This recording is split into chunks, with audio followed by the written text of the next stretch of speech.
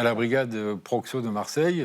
Le premier jour où on entre, on croise 3 jeunes filles qui sont des gamines qui ont entre 13 et 14 ans, qui sont donc des victimes et qui sont donc prostituées. Et on est confronté immédiatement, on assiste aux auditions de 2 garçons qui sont 2 collégiens qui ont 15 et 16 ans. Et donc au fur et à mesure, nous évidemment, on n'intervient pas pendant les auditions et les enquêtrices posent des questions.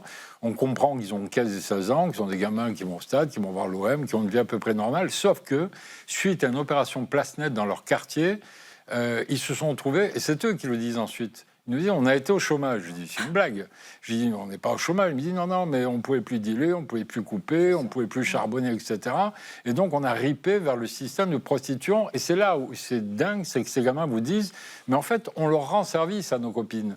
On les nourrit, on les habille, on les sécurise, on les balade à un Airbnb, etc. Je dis, non, je dis, vous êtes des petits proxos, vous êtes ce qu'on appelle des Macs. Mais eux, le reconnaissent absolument pas. Ouais. Mais ils disent...